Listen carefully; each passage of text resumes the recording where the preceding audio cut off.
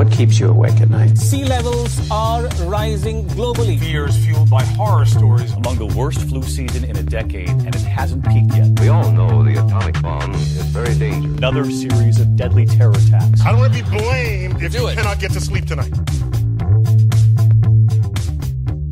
So it all begins last quarter when we had a class with the love of our lives. Professor, you know what? We're not going to say his name. Is he the handsome one? Because he's a research scientist. Is it the handsome one? No. Okay. It's the cool one who I'd still smash, but like he definitely rocks like the tired man. I see. Manly man. That's a good look Guy sometimes. Who goes to the gym and doesn't sleep till like 3 a.m. Yes. Oh, love this man. This is the man that we've been harassing for weeks. Yeah, we sent him emails like, we will arrive at your office at like 4 with the Horsemen of the Apocalypse because it's cheaper than Uber. And I adore him with all of our hearts. And so this man is one slippery motherfucker. I'll tell you what. We made a plan to see him at 4 p.m. last Friday, and I receive an email at 3:58 saying that he can't do it. Oh, buddy. Which was so sad. And so the next week I said I will be there by 4:15. We get an email, like Hassan gets an email at like 3-ish saying like, ooh, this afternoon's turning out to be really rough for me. And Hassan says, okay, well, can we come right now? And he said, ooh, earlier is worse. And Hassan responds with the picture, am I a joke to you? And then I think 4:15 passed, and at like 5 p.m. I sent him the picture, disappointed but not surprised. Jesus. And he emails us at 5:08 and says, if you can come over right now, we can meet.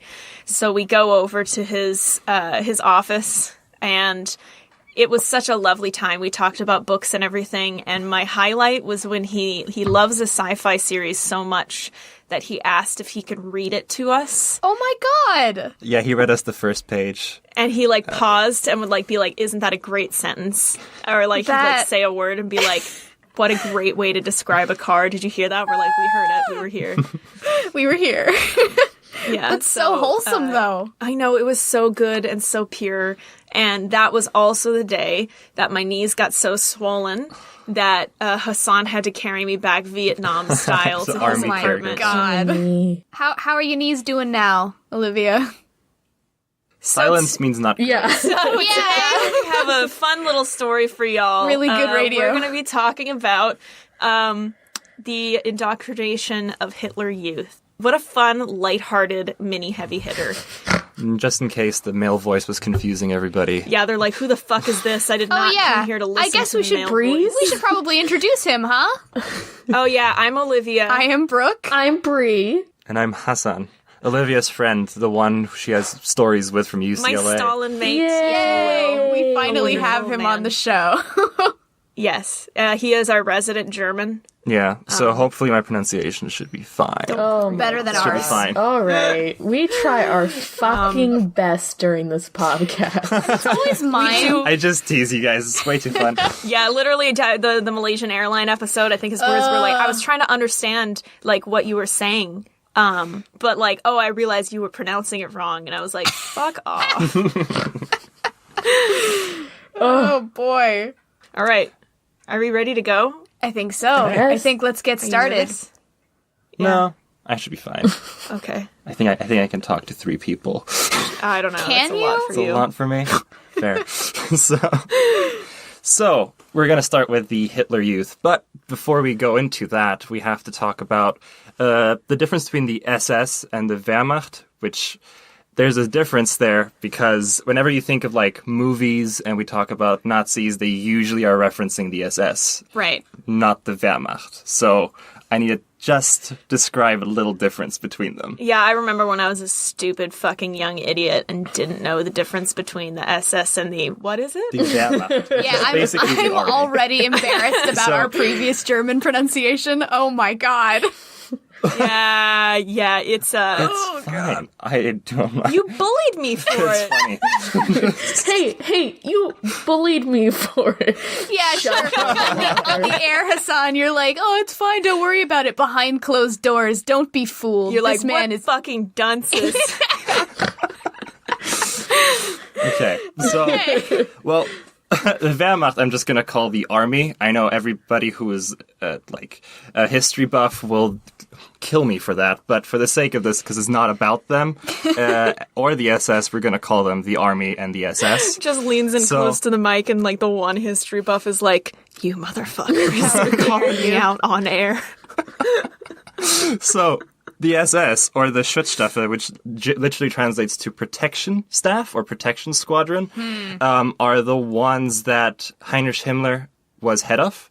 And it became the most powerful military organization within Germany that was not part of the Army, Air Force, or Navy. So they're basically their own thing. Oh, okay. Whenever you think of, Quentin Tarantino's Inglourious Bastards, where, they walk in and he asks for a bottle of milk and he drinks and they shoot the Jews, that's the SS. Yeah. Versus the Wehrmacht would be the ones in Russia currently dying and getting pushed back in starvation, etc., etc. Not Straight great up time. not having a good time. Straight up not having a good time, yes. That's that meme. I think I might have sent it to you when it was like, all's good on the Western Front, how you guys doing on the Eastern Front? And it's that fratty dude saying, like, I am straight up not having a good time right now.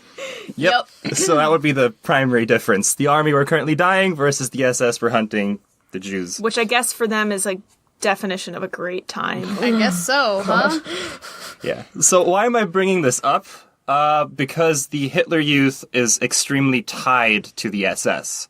And you can't talk about the Hitler Youth without bringing up the SS, since a lot of the star students I did air quotes for star students. You can't see this You on can't air. see them, Audio but they're medium. there. Yeah, it's an audio medium. We get caught on that all So the the time. star my dude. students, You know when you like do a face when we're like reading something and there's like a face and you have to remember, oh, they can't fucking see. Or just silence because to you're in explain it. complete Yeah. fear over what you just read and like the awful statistic that came out of your mouth, and you're like, oh wait, shit, they can't see how awful my expression was. Yeah, they fucking can't sucks. see that I'm uncomfortable repeating someone say the N-word, so I'm going to remind them a cajillion times that I'm I'm sorry, very I'm sorry, I'm sorry, I'm Yeah. sorry.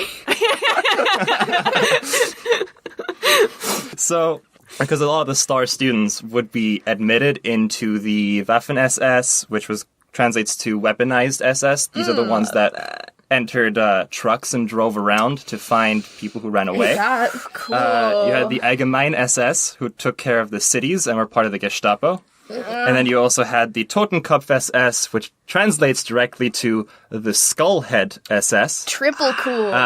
Where do you guys think those guys were? If you just have to throw it out there. I'm gonna guess they had to do something. Concentration camps, perhaps? Yeah. Yep. Yay! Those were the concentration I get camp ding, guards. ding, ding. Ding!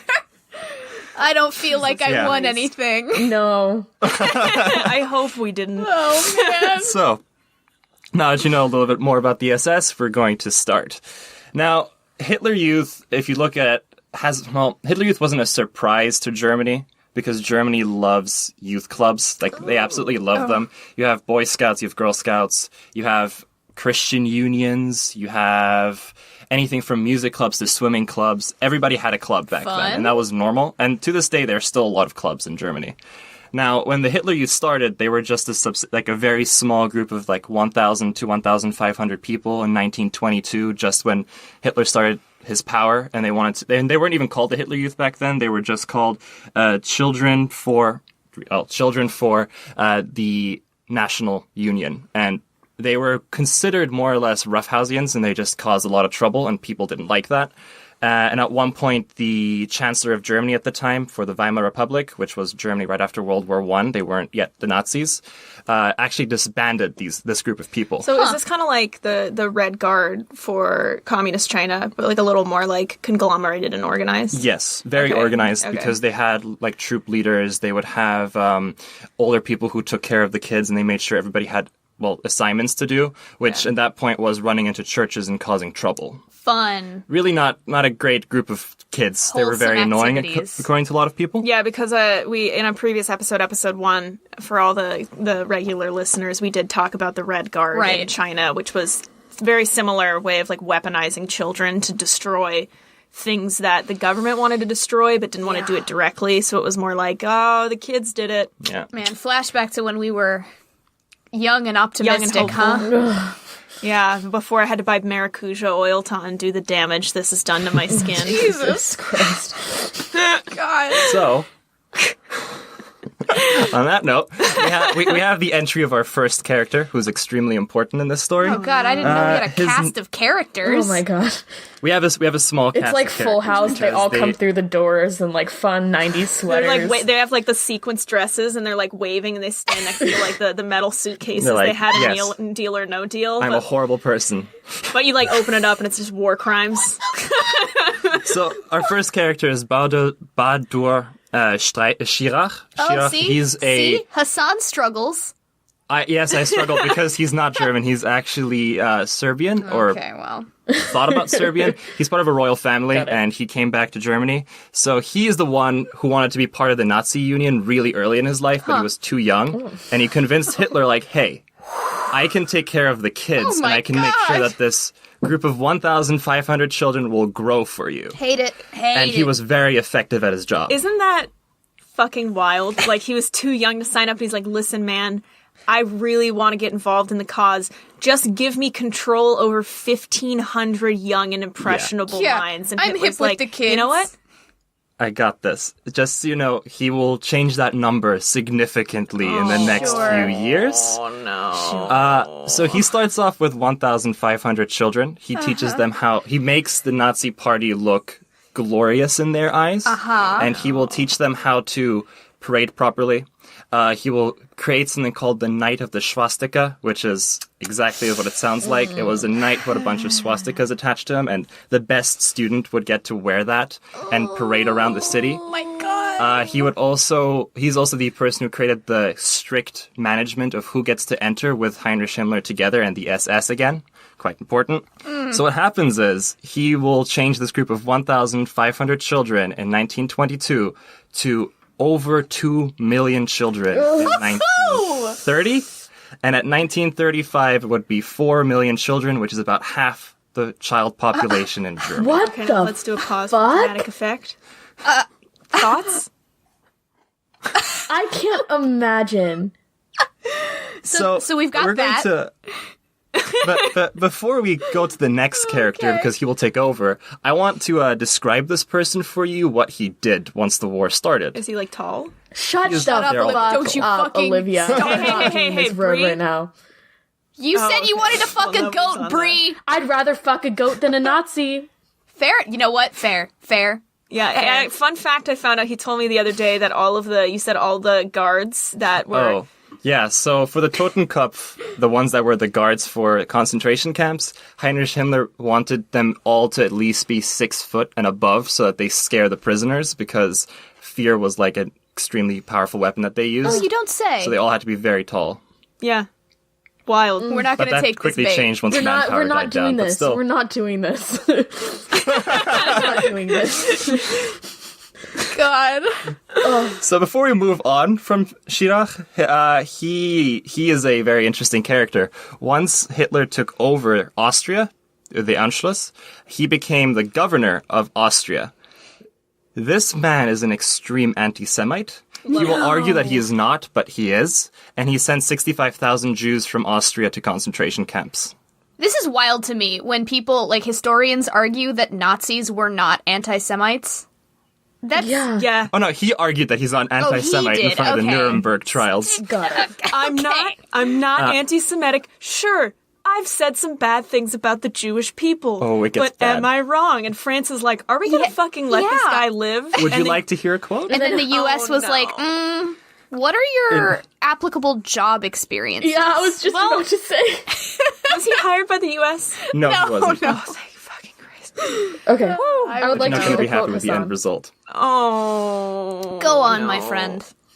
So he said in his speech in September 15th in 1942 that the deportation of Jews is a contribution to European culture. I feel like, I don't know, maybe it's, maybe it's just me. I feel like that's a pretty anti-Semitic statement. Maybe it's just me. He could be saying a lot of things. He could be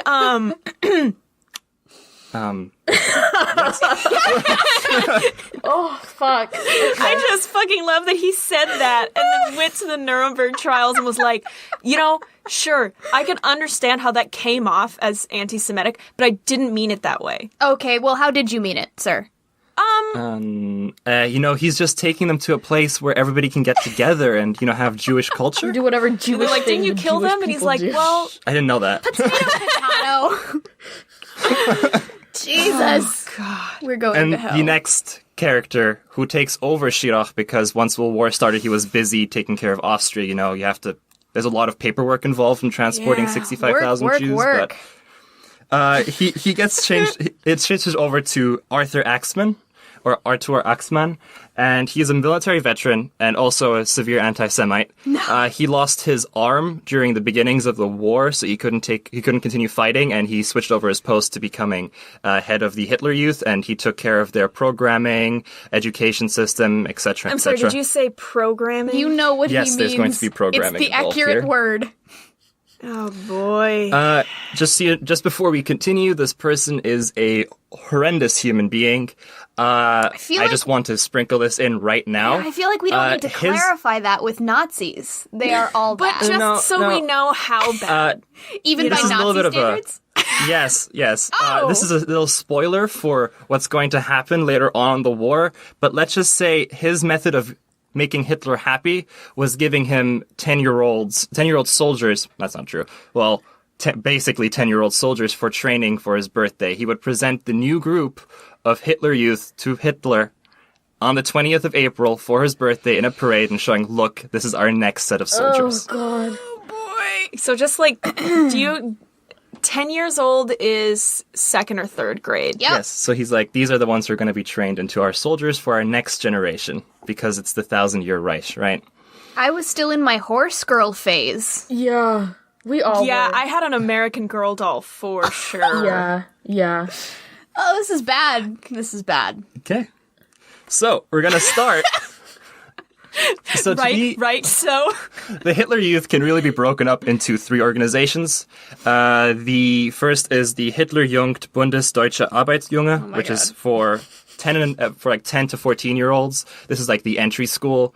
Then you'd have the Hitler Youth itself, which consisted from 14 to 18. And then you also had the League of German Girls, or the Bund Deutsche Mädchen, which is for girls from 10 to 14. Oh my god. Now, That's that's fucking Young. like 4th grade to like 8th grade. Can I ask a Like, question? yeah, that's What Yes. was the goal of the females? Like, what did the female youth do at the time? so oh no. For Bree, why did you Hitler- ask that? I'll skip ahead a little bit. For the Nazi ideal for a woman was she had to be extremely fit, extremely athletic. She also had to be able to give birth to a lot of children because they wanted to repopulate the world with the perfect race.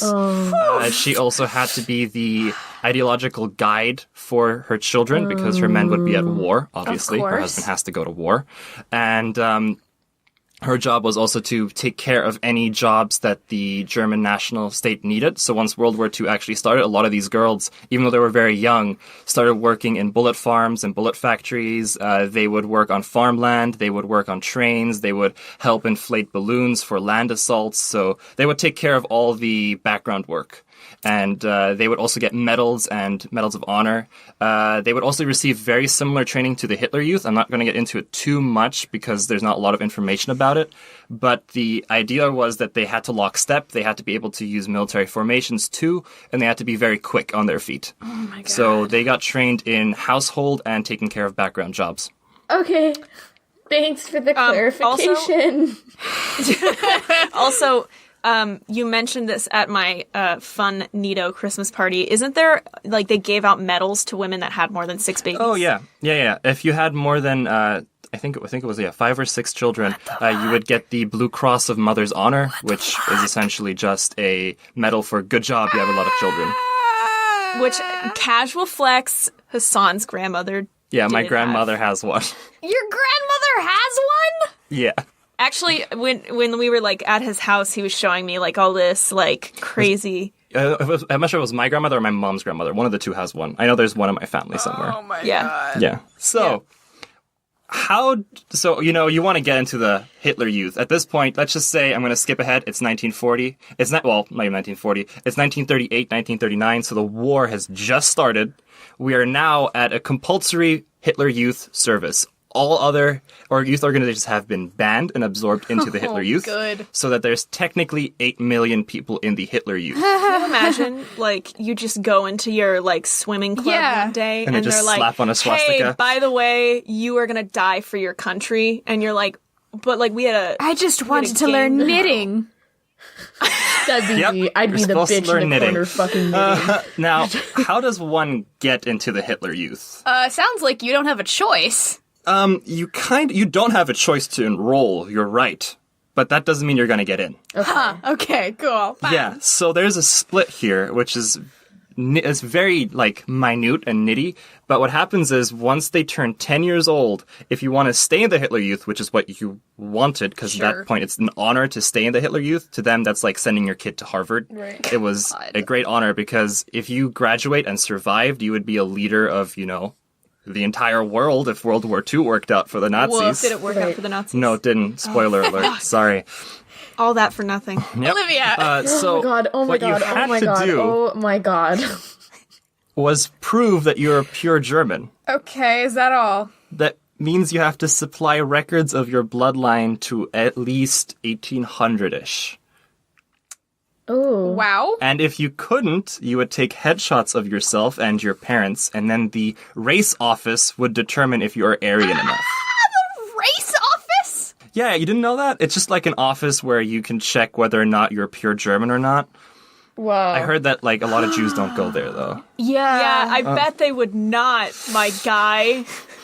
Jesus Christ. Yes, there's a race office, just in case. I love the bureaucracy. They're like, well, we need to make sure that we systematically break up the work to optimal, get these kids enrolled and stuff. And one dude's like, let's just make a whole division in charge of race. And they're like, Sounds like a great plan. So again, that's why they're coupled to the SS extremely, very coupled, because the SS is the race office essentially. Right. And there's strict rules, obviously. There's no Jews, no non-Germans, and especially no tainted bloodlines. That was very much not allowed. so what Shock is, and define, awe. A tainted bloodline, if your wife was Polish, sorry, your kid is tainted. He cannot enter the Hitler Youth, and he would have to either go to trade school, or you could enroll him into the military, which is the Wehrmacht again. So now he's a normal German. He's allowed to serve in the military, but he can't become an upper echelon of society. Cool. Yeah. Love So, that. Love that. now let's say you did do this, right? Your parents are like, we're going to send you to the Hitler Youth, and they send you over to the race office. What's the first thing that they're going to do? Well, they're going to measure your head. They're going to measure your hair color. We're going to measure your eye color. And when I'm saying measure I'm saying measure. They had lists of different colors and different numbers, which would coordinate to different people that they considered race. So if you were Northeastern German, you were 2% Aryan, and that's not good. But if you were Central German, you were 100% Aryan, and you were godlike to them. Jesus. So they would catalog all of their students, and then based on that, send them to 3 different Hitler schools. But I'm not going to get into that because it's just very messy, but ultimately they do the same thing. Now, Jesus Christ. you're in and you've been cataloged. Congratulations. I hate this. Yeah. Yep. Can you they just measure your head and they're like, ooh, this is a class B Northeastern German. Yeah, that's Jesus. genuinely what they did. Oh, And they would boy. bully each other based on how Aryan they were. Your head diameter is 1 inch bigger than mine. Pussy. Basically it. I hate the world. Oh my god. So we have the Hitler Youth, which is numbering in the millions at this point. Yeah. And they're going to school. Let's just talk about, now we're going to talk about their school. It's At gonna least get they're going public depressing. school. No. It's going to get depressing. Oh no. I'm going to be jumping at the very end of this because I want to make an example. Before World War II started, the Hitler Youth were already active and they had their schools going with their 4 million enrolled, not the compulsory service. Right. There's a story there that I will cover, and it's going to be towards the end because I first want to talk to you about how the indoctrination process really goes. Oh boy. Throwback to our cult episode. and Yay. group thing. Let's go, Yes. boys. So I already talked about the League of German Girls. We're going to skip that then. The 10-year-olds would enter school. And the first thing that would happen is they had children's books that defined how to be a perfect Nazi. God. They had chants and songs, and they had children's books that denounced Jews. Absolutely. The kids. Why is it always the kids? It's always the kids. The teachers were forced to teach this curriculum. Even if you disagreed, you were forced to teach the curriculum. And if your parents, they were encouraged to rat out their parents in case their parents were not National Socialists. And there are stories of people who are in the Hitler Youth, and then he overheard his father wanting to save a Jew and helping him cross the border, who he then reported to the SS because their teachers were SS. So that's like literally 1984. Yes. Before they get sent to the 14 and above year old school, they wanted to drill one important thing, which is called Teutonic honor into them. Teutonic, the Germans at that time, they generally believe that they are part of the Teutons, which is the Christian group that invaded Jerusalem a couple of times, and they were based in northern Germany, but Hitler idealized these people, and he wanted the children to idealize them too, because they had one important thing that's important for making super soldiers. Oh no. Death is the greatest glory. Oh, I hate Love that. military propaganda. That's my favorite Yes. thing. So they taught them Teutonic order at a very young age, and Teutonic honor, at a very young age, so that they would be drilled in before they hit the 14 and above schools. Sure. Yeah, cool. Do you realize how it's their 10-year-old. I literally stopped wearing a specific color of jeans because one person said that it looked weird on me when I was in like 6th grade, and these are like... Yeah, when I was 10, I started holding my thighs differently when I sat because someone pointed at my leg and said thunder thighs, so I can't even imagine. That's like one single person, and to this day I hate that color of jeans, and this is like everyone around you, boy. Adults.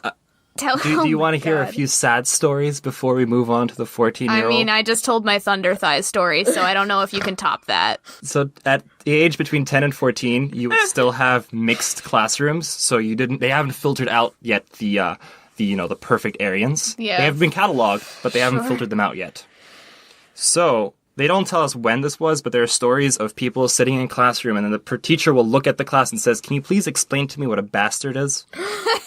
And then people would look at him like, "Oh, what is a bastard?" And he says, "Oh, it's anybody who is Jewish or has a Jewish mother or father." Holy fuck. And this was drilled into people, and if you were of Jewish descent or you had Jewish bloodlines, because this was before, I'm just saying this is before World War II, they haven't been pulled out yet. So between 1922 and 1935, they were ridiculed in the middle of class just to make sure that people know it's okay to fuck with the Jews. God. Oh my god. Okay. Cool. We're not even at the bad part yet. We're not at the bad part Right, yet. this is not the sad story, I imagine. So, let's just say we're moving on. You've now graduated. You're 14 years old, and you've been selected, and now you're a part of the Aryan bloodline because you had good genes. Not fucking likely, but sure. You had your gene dice rolled well Great. in Nazi Germany, and you get put into a SS school. So SS schools are very different. SS Hitler Youth schools are very different than like public schools. Let's just put it at that. It starts off with you entering a squad of at least 15 other students. You would then be drilled every morning on how to properly march, how to do fitness, how to eat breakfast, then march back to your quarters, take a shower, and then lectures would start. Your lectures consisted of examples on how to do war correctly. So if you had a physics problem, it wouldn't be, here's a box on a plane, it's here's a bomb on a plane, and how well does it take to roll to the bottom?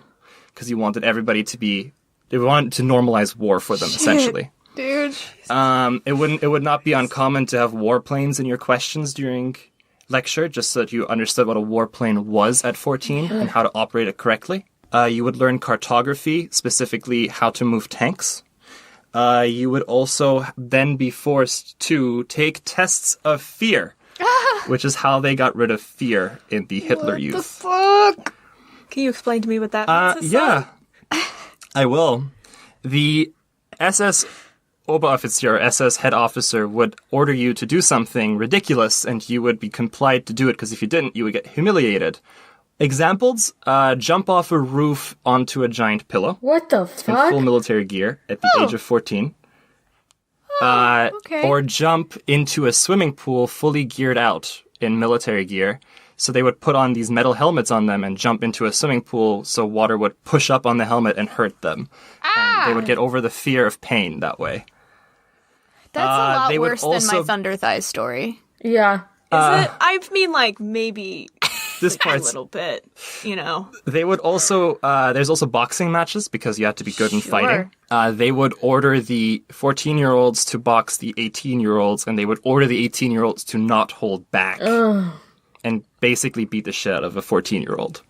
Just so the 14-year-old gets God. used to pain.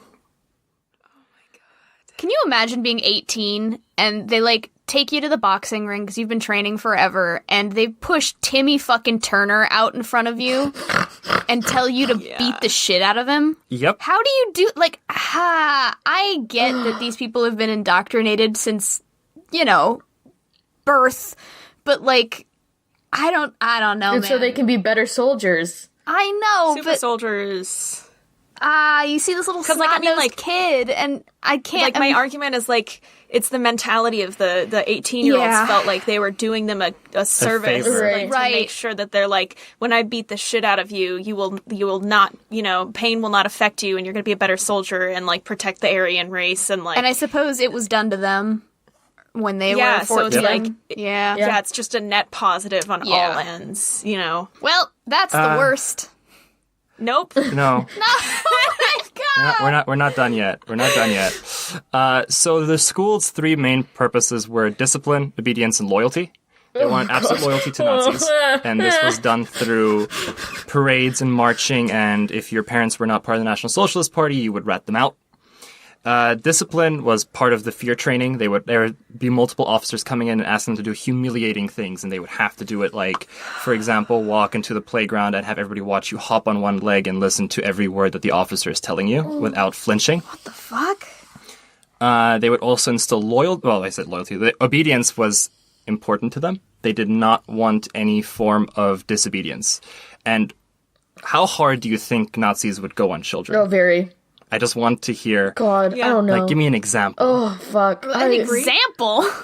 Yeah. Because this is depressing. I'm convinced that anything we come up with, it's worse. Like, Yeah. So let's say you're 16 and you just, you want to hang out with a girl or something and you go to a club and listen to swing music and dance. okay. If they found that out, you would get sentenced to prison or executed. What The the... youngest person to have been executed because of that was 16, and the youngest person imprisoned was 14. Why? Because swing music was not German, and swing music, they did not allow you to leave your barracks, so you're not being obedient. And this is not something that was ordered by somebody to do. And on top of that, it was music made by Americans and maybe even black people, which was a big no-no. Oh my god. 16-year-olds were Being executed killed for listening dancing. to for dancing. the smooth and rhythms dancing. of swing music. I mean, if you gotta die for something. Brooke, Sorry, I shouldn't. This is really bad. it's okay. We're all trying to cope. Yeah, this is all this try is to cope. purely coping mechanisms. I am. Brooke is just making jokes. Bree's been pouring out shots of vodka for the past 20 Damn minutes. it, can you hear the bottle? Can you hear the bottle over recording? Yeah, I didn't want to say anything. I knew this was really tough for you. So I love that it's just been Bree making unintelligible noises for the past 20 minutes. it's the vodka. Wait, Yeah. okay, but I do have a point to make. I do have a relevant point. Have you seen the movie Swing Boys, Hassan? No, I have not seen the movie. No. Okay. Swing Boys is a movie about this, and it's about, like, a group of, like, German youth going out late at night and, like, dancing to swing music, and it's all about, like, them, like, I don't know, going through the struggles of, like, being So- part of this group. It's actually So very hear me relevant. out. Hear me out. Nazi Footloose. Stop. Yep. Yeah, Nazi Footloose. it is. Oh my It is. god. It is. Glorious. I can't. So sorry. Jesus No, but Christ. there's no other way to describe it other than that. Yeah, Brooke's spot what on. it is. Yeah, Yep. no, you're not you're wrong. right. You're right. Except instead of getting in trouble with the police, you die, I guess. Yeah. Oh my god. Stakes are a lot higher in this version of Kevin Bacon's signature film. God. You're watching it, you're like, this seems very different. Hassan, can is we it move on Hans? now? So, we're also entering a zone called how do you think they managed to take care of people who are doing badly in school? Did they Corporal cut off their punishment, I guess. tongues? Is that what happened, Hassan? No. That would be like too easy, right? You make an example of them and call them minus warriors. What? So remember how I said you get put into a squad when you enter the school? Every week, you would have a different person take over leadership roles. And then their job was to make sure everybody was in line. If you were a minus warrior, it's not normal that you would not get beat up by people. They would genuinely just surround you with their leather belts and beat the shit out of you.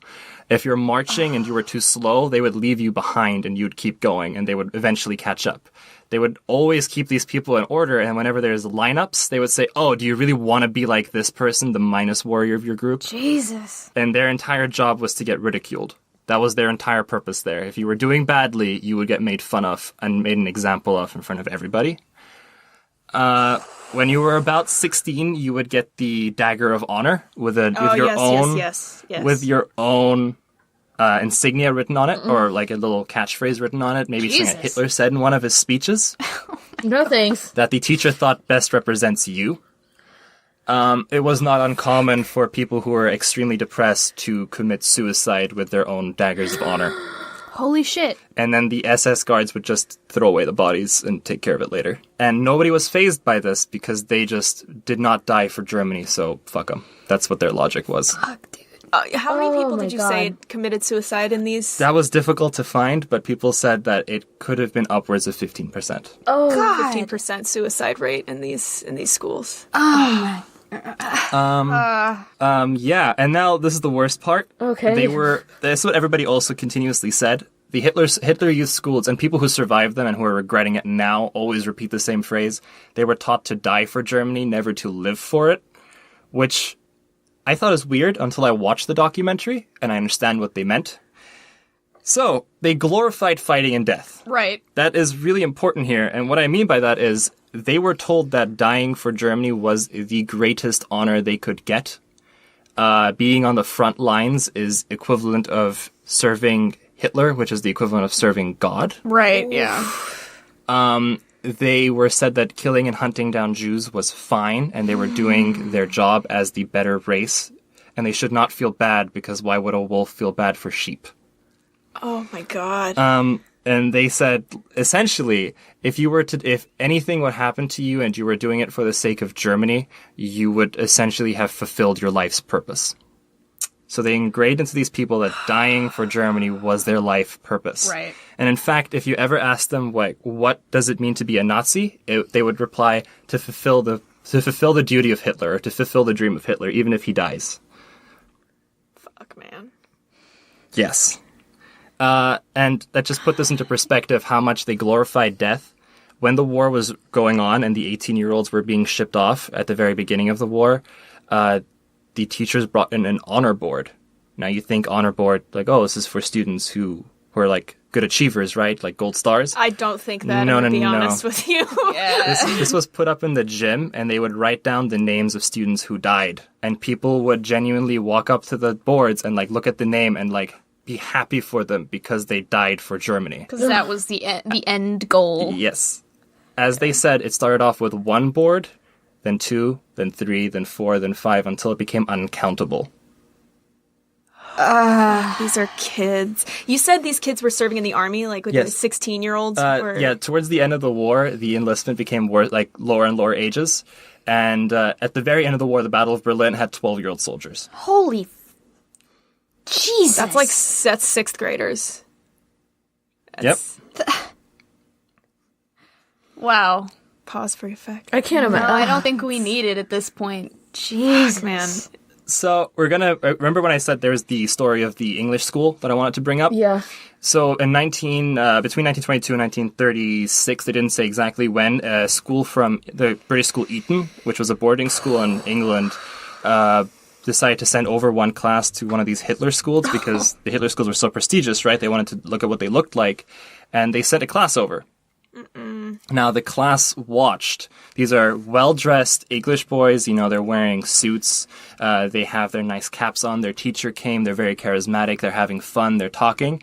And the moment they entered the school, you would see regiments of students in line and ready, you know, to have a conversation with you. The English students did not understand what was going on, which is fair. Fair.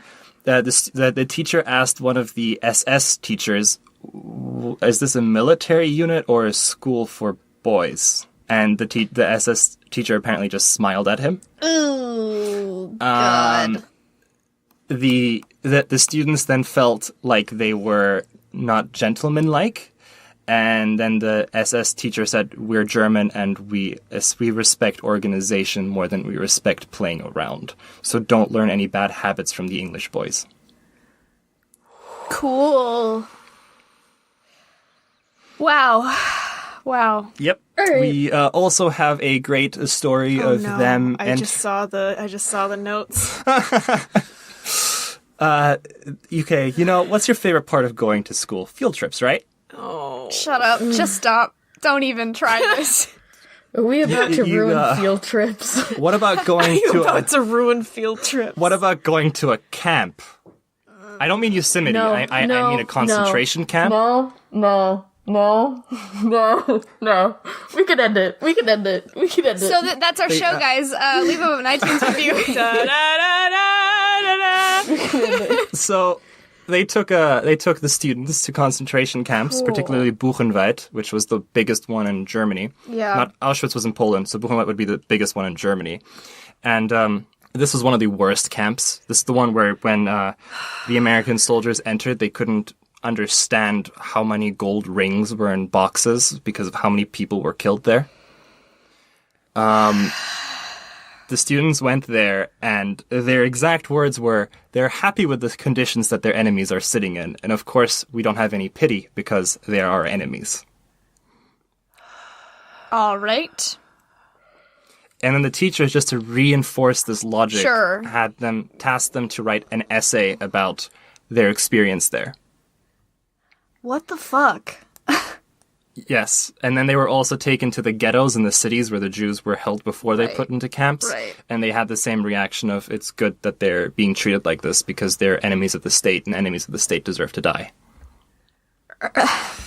I know this isn't like prime radio commentary, but like, what the fuck? Yeah. There's Like, nothing that's else a to good say, point, really, Brooke. is there? Welcome to Things Yeah, That good Keep Me point, Up at Brooke. Night, where our most intelligent comment is, what the fuck? Yeah.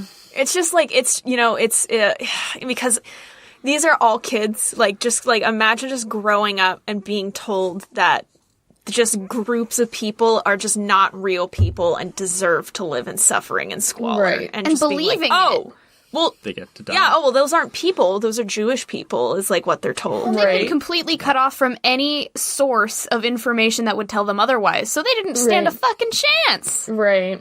They weren't allowed to even go home, right? When they Right. were going to school, they were boarding schooled. So they were surrounded by SS officers who fed them food, gave them classes. And if there was a teacher who was not complying with the curriculum, which some of them at the beginning were doing, they're like, this is completely fake, like this doesn't make any sense, or cross this out in your textbook, they would be punished by either getting fired or put into prison for saying lies. Cool.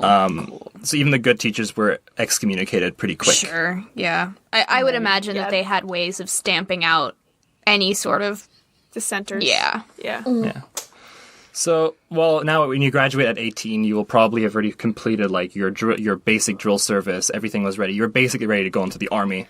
If you were a good achiever, you would get put into an SS group, and if you were not a good achiever, you get put into the Wehrmacht, which is, like I said before, is just the army branch of the military. Right. Which sounds like at this point the Wehrmacht. Ooh, I'm so It's sorry. fine. Is just like the disposable units. Yes. Just like, oh, you Right. didn't make it, it's all right, just send them over. And the Wehrmacht were like at the worst fucking fronts of the war, where they were just being slaughtered in mass. So The Eastern Front had about 500,000 people Yeah. die Yeah. in the course of like a year, Yeah. very quickly.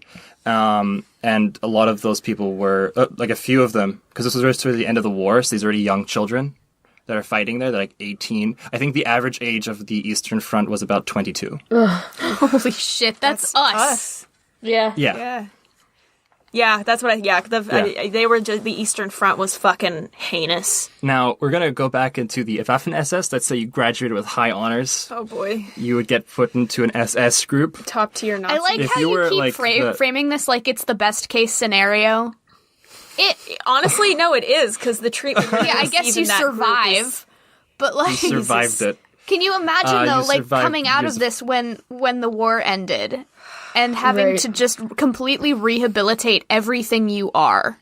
Well, we're going to talk about that. 'Cause Cool. We talked about that, and I'm going to tell you right now, that's not going to happen. What happens is, let's say you get put into the Waffen-SS. Yeah. Your job would be to enter trucks or on horseback and then ride into Poland and search for Jewish people who are hiding. And there are reports of where they would come back after a month of this and say, oh, we found 24,000 Jews. And we executed them.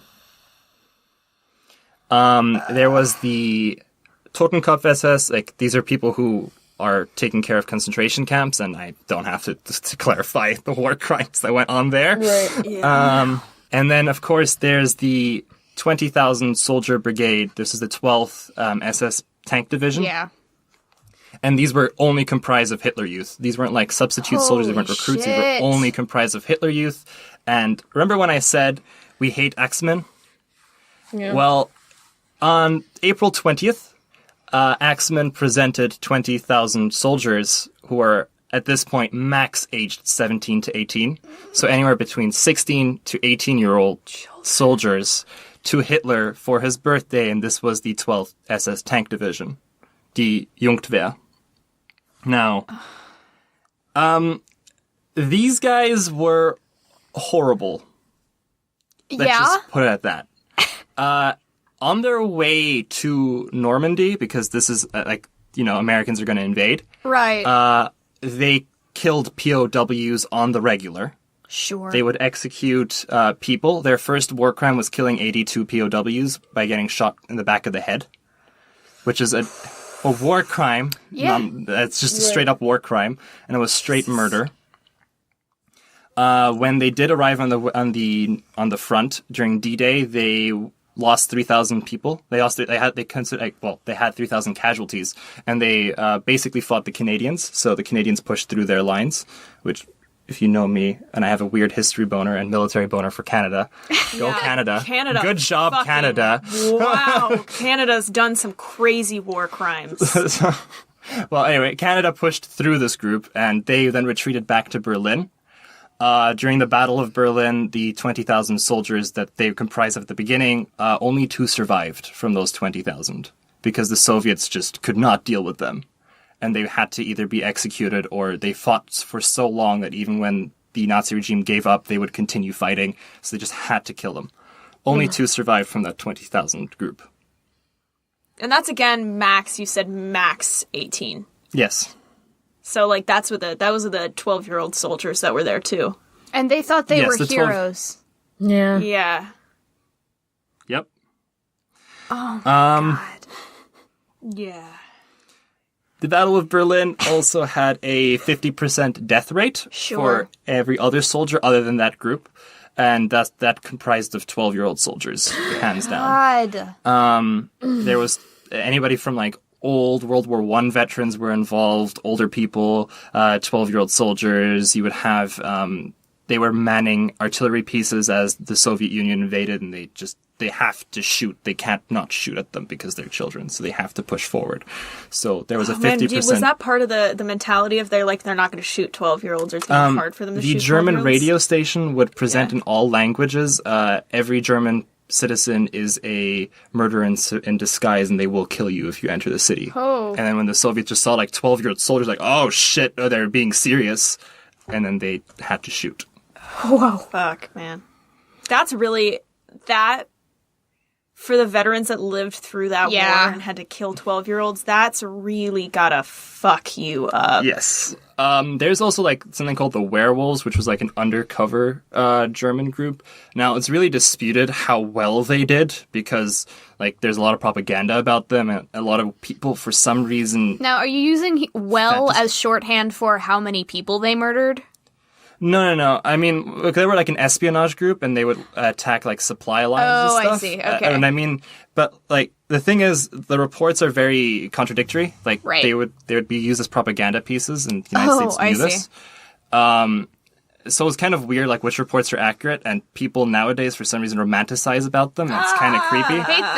Hate that. But well, they know for sure there's at least 200 Hitler Youth in that group. And the United States also has records of executing at least 2 people from there who were Hitler Youth, and they were 16 and 17, respectively.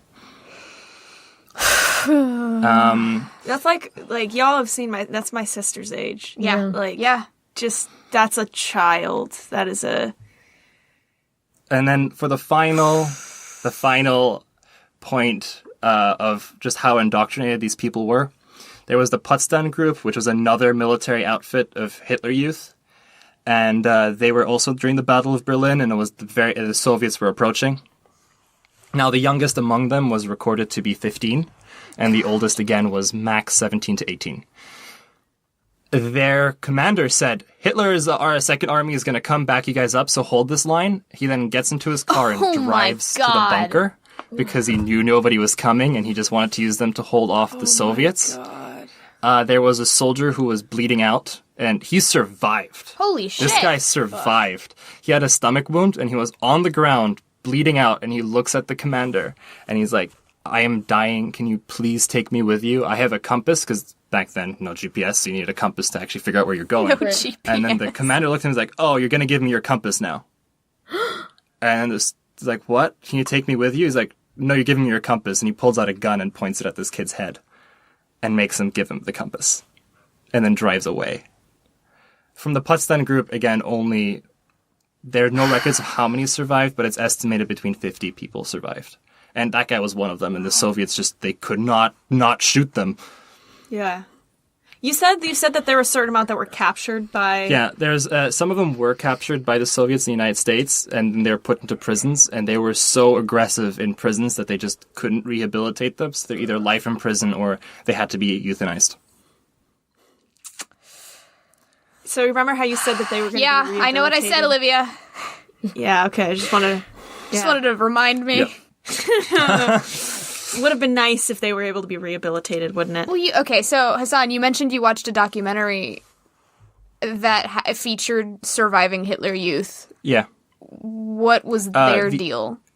They all look very sad. They all look like they noticed how oppressive their environments were, and they did not have any form of second opinion, and they're all extremely ashamed of who they were and what was going on.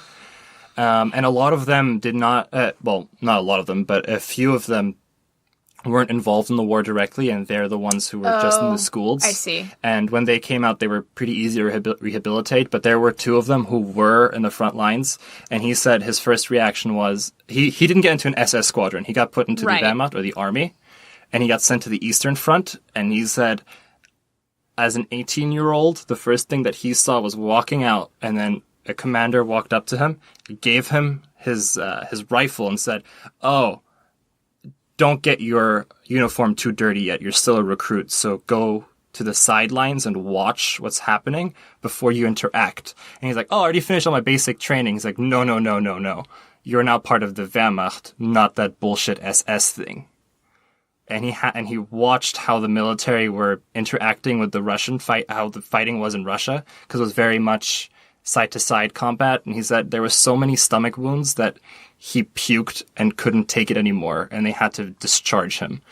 The stomach wounds are the worst kind of wound you can get during a war. Right. It infects and it's disgusting, and it can take up to 2 weeks for you to die, and they can't help you unless you get antibiotics stat. And they couldn't get them because there was just people getting stomach wounds all over the place from shrapnel and etc. And it was horrible for him, and he got he almost automatically just went full on. He switched over to the Wehrmacht and he refused to go to the SS. Oh my god. Yeah. I mean, I'm sure that's a snap to reality, because if you were in the SS, you're living this glorified lifestyle Right. of, like, killing Jews, as you've always said that you were going to do, or, like, do, like, espionage, and then the throwaway is that they sent to the Wehrmacht. They were like, well, you're going to die now. Like, you weren't good enough to be in the SS, and you're going to be literally the worst part of Germany to be during World War II, because all you are is fodder. Right. I'm pretty sure it's easy to undo some of that processing when you get there and realize, oh, fuck. Yeah. This is not like they said. All of the older, the older military men who were there automatically went to the recruits. They're like, oh, just try to stay alive for a few weeks. We can't keep dealing with people who are malnourished. Oh my god. They were very much just calloused at that point.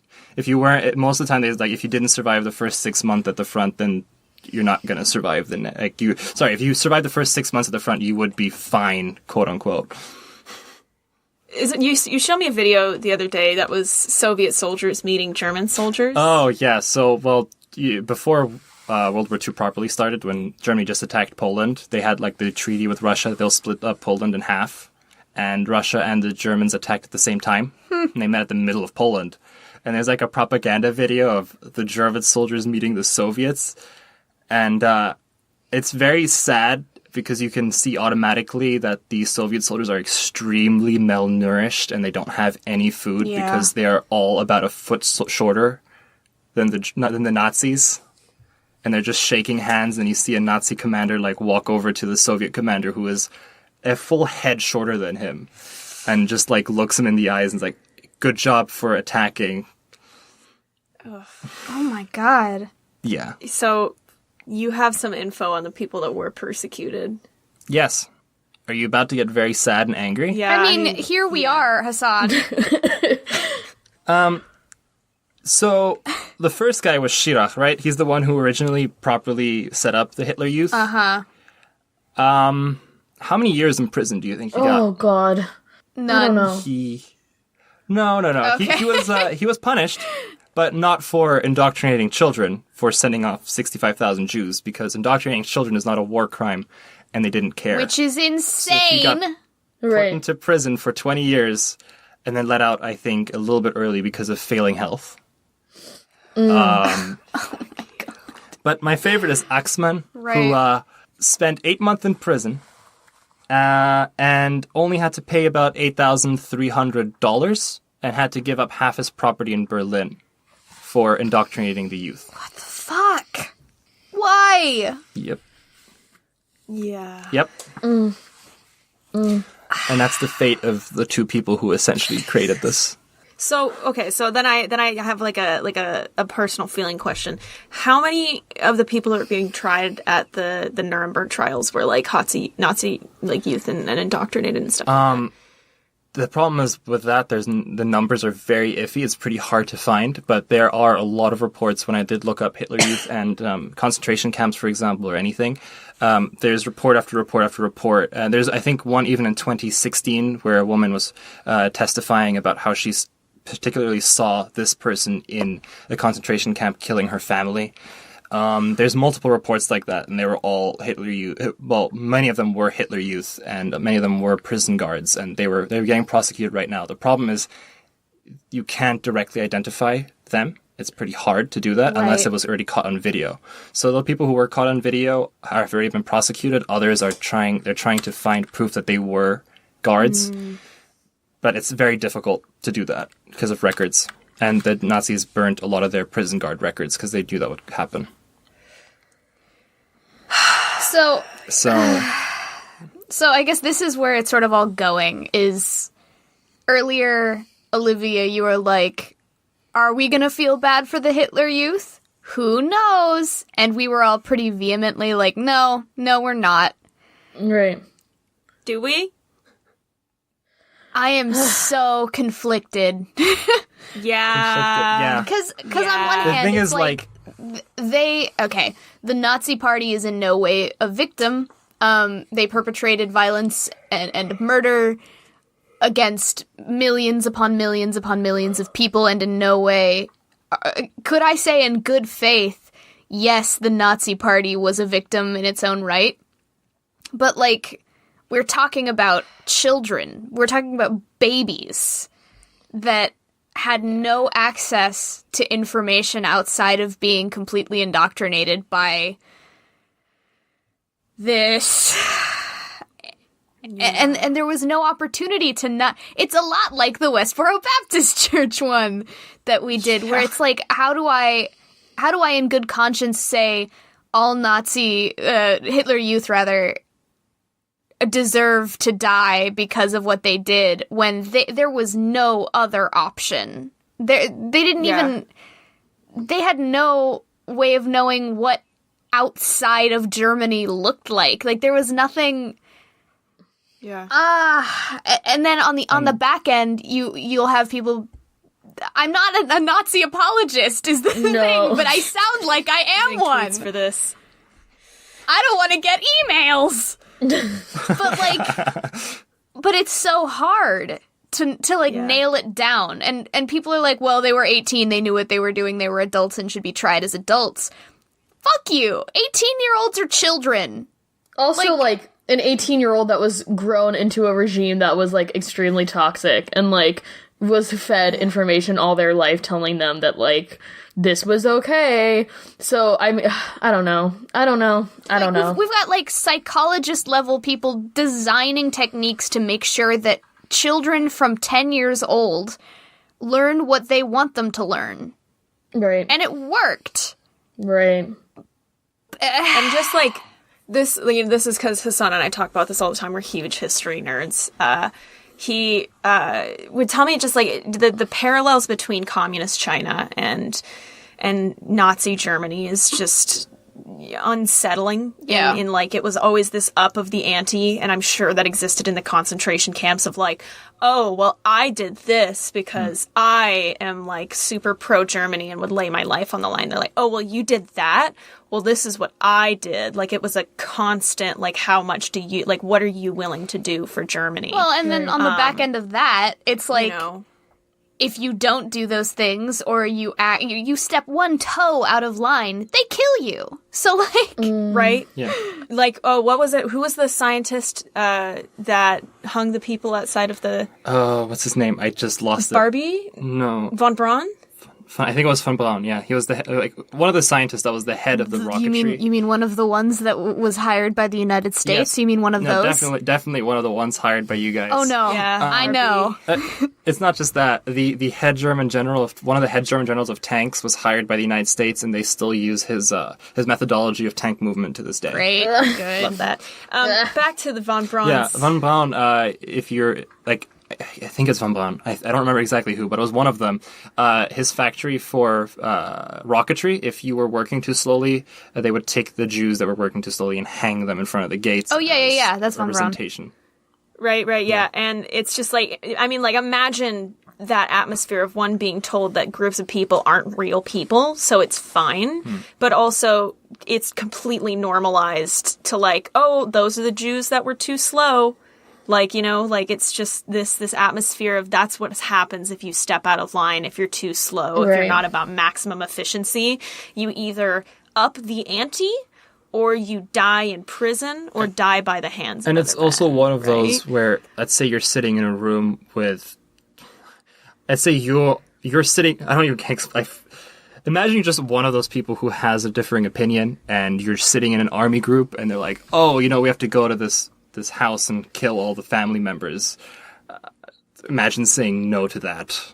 Yeah. Right, they would not executed on hesitate the to spot. murder your ass. Yeah. And like, So that's why it's like, I don't know, man. Like, it's the same feelings I had with Westboro Baptist Church. Definitely is parallels, but not as severe. I think the Red Army is definitely a lot more intense on this. Just this gut feeling of like, how much Not can so. I hate? What? You said Red Army. You said Red sorry. Army. The you know what I'm saying. The Red Guard. Just how much can I hate someone for being a product of their environment, starting when they were like 6 years old? right, You know. like, and And I think it's like when I. It's easy for people to say you should be a deserter when yes, you're not. surrounded. It's so easy By- to sit in your home and be like, well, I know that I wouldn't have done that. Exactly. And it's like, Right? dude, And, like- you've never had a gun in your face. Like, Yeah. Right?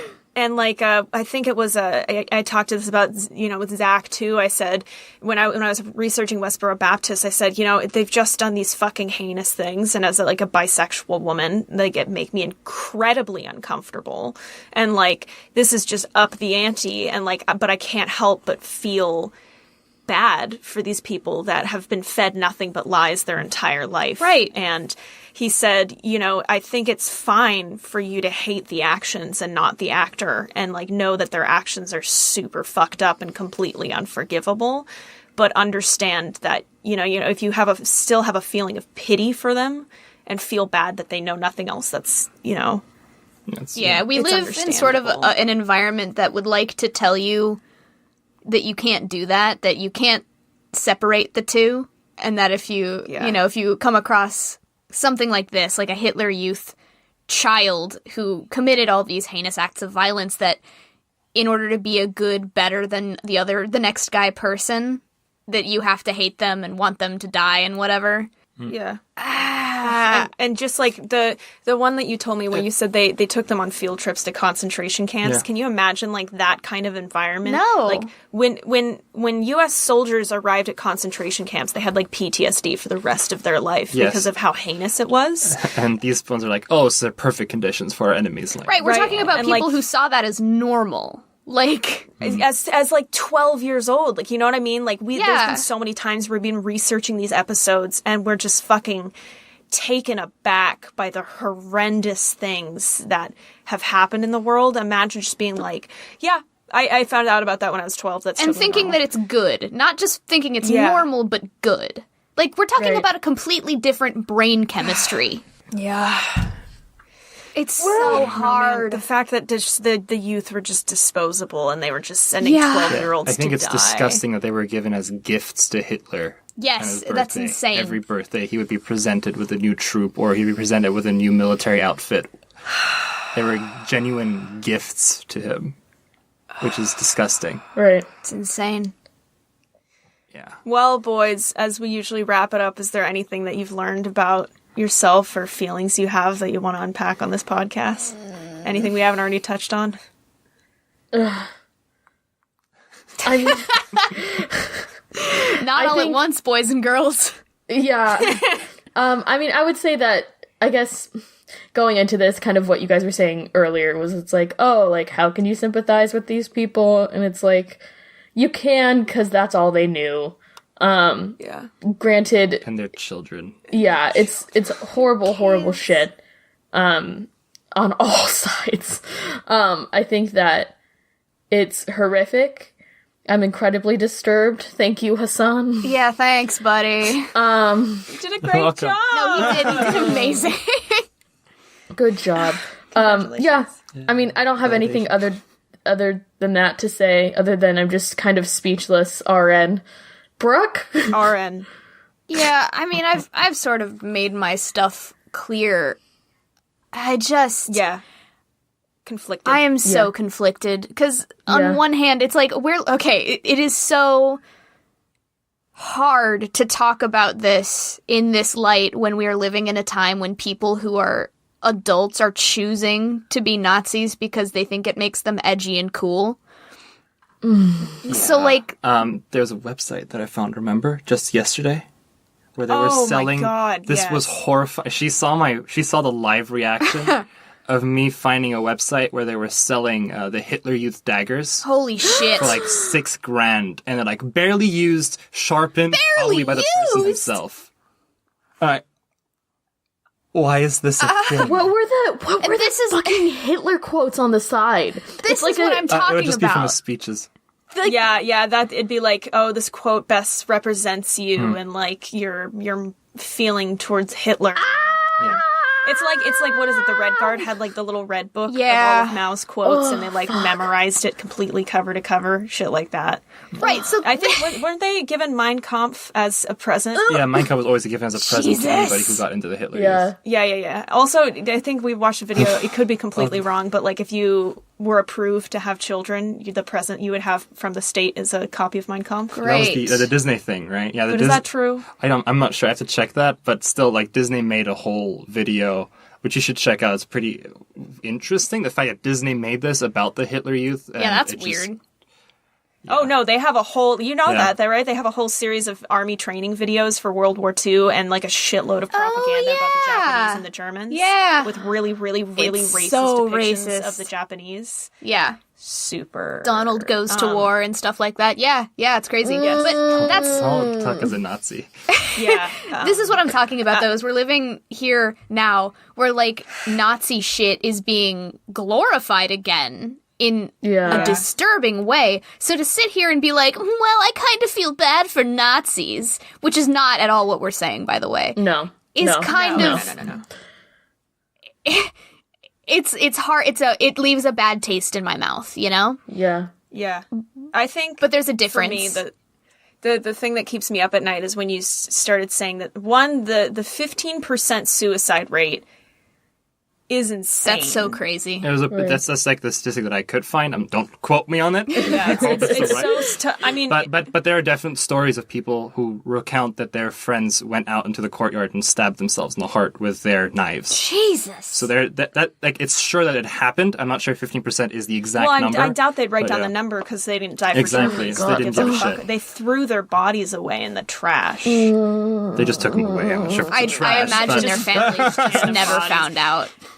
I just keep. And like the fact that they had those boards up of these are all the people that have died for Germany. Right. Congratulations. Like, Yeah. value them. It's just, there are so many people, like so many Nazis who were not part of the Hitler Youth who can go fuck themselves Right. because they made the correct, they just made this like, oh, this is the correct choice, right? Or all the adults who took control of the squadrons of Children? children, and they were like, yeah, it's fine, we can send them at the Soviets. Right? Like, those people can fuck off and die. As Brooks says, you can lick the hairs of my asshole.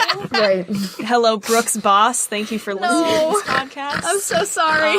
Please don't fire but- me. I love my job. But the Hitler Youth, I'm a very soft person. I can't help but feel bad about people who were getting the shit beaten out of them by adults Yeah. when they were like 14. They were and, exploited like, straight up. they just they had no fucking resources. They had no idea. It just Yeah. it hurts. Yeah. And they were just like the fact that like not only did they go through essentially like 14 to 18 years of endless suffering, then they were like, well, you're not good enough to be the SS, which is what they've told you for your entire life, is all you can hope to ever be. So we're going to send you to die essentially because we need bodies at the Eastern Front. Yeah. But you guys, you can live it up. You're going to be living in the fraternities of Nazi Germany. Right? It's just, oh my God. It just, all of it makes me so angry. It's just a fucking machine. Yep. With no, It's sick. no concern for life. So if you want to think for- follow us on Twitter, Wait, Hassan didn't say what kept him up. just for me, it's the fact that there's people who sat down and systematically found a way to train 10-year-olds into death machines. Yeah. yep. People had to like write it down, make a I mean, plan. Do you remember the Red Guard when they said when they were like 12, there were 12-year-olds that were being told you have to like stab them the moment you have to stab the enemy the moment you see their eyes or they're going to stab you first. Yeah. So you had 12-year-olds stabbing fake bodies, not really knowing what that meant. Like you don't have an understanding of death Right. when you're like 12. And if you tell them that death is the best thing you can get, that's going to be their ideal. They don't know what that means. They're like, yeah, sure, fine, death, whatever that means. Yeah, then you had somebody who goes to the Eastern Front and sees a stomach wound for the first time and passes out because he was never taught this is war. Yeah. Which, Because war is great and fun, and it's on all of our homework. Just all of it is such a bummer. Anyway, if you could give us a review on iTunes. Jesus Christ. Yeah. please. This is tough. This is a tough topic. we're glad you stick around and listen to this. Right. I would love to hear also your comments, because I'm sure this is not a discussed topic in the U.S., and I completely understand why. I think it is very often that the U.S. doesn't discuss the brainwashing that occurred in Germany, Soviet Russia, China, all of it. We like to think of them as the enemy, like these. It's a very similar thing. Before we go, there is one fact that is disgusting to me, and this is not really related to the Hitler Youth, but Yeah. when I looked up a documentary, before I found the one on Amazon, there was one that was on YouTube that I did click on, and the comments section was the most disgusting pit I've ever seen in my No, life. never read the comments, It's baby girl. people just straight up saying, "Oh, and now we have people who are bisexual. Look at the youth in the past who were getting ready to die for their country." This is what I'm talking about. Yeah, this is right on Brooks' wavelength. On that note, yeah, it's an interesting topic. Please tweet at us. Our Twitter and Instagram is at @TTKMeUp. I would love to hear your responses about how you felt about this, because I know this isn't like, I didn't know a lot about it. I'm a huge history buff. Like, it's hard to find information on the Hitler Youth. It's yeah, just no, weird. I bet it's super hard, and so and with that love and respect, if you could give us a review on iTunes, it would really help us out. We have a website, ttkmeup.com. Got some merch on there. We have a Patreon, which will be suspended the month we're taking a hiatus after Brooke's final episode that we're recording next week. We're having a little bit of a break-seas. Woo! And then we'll come back and we'll be hitting you hard in the mouth with modern slavery. Don't say that. Don't say that. No, it's true. It's appropriate. It's going to be rough. It's going to be rough. Anybody have any closing notes? I'm sorry. Yeah. Yeah. I'm so sorry to everyone. Germany's Be a sorry. dickhead. Germany's sorry they did it, but we're really sorry that we hired them. Ugh. No, that's the Whoops. worst part is we're not. Anyway, see you later, everybody. Oh my god! All right, deuces. It's been real. Bye. Bye. See ya.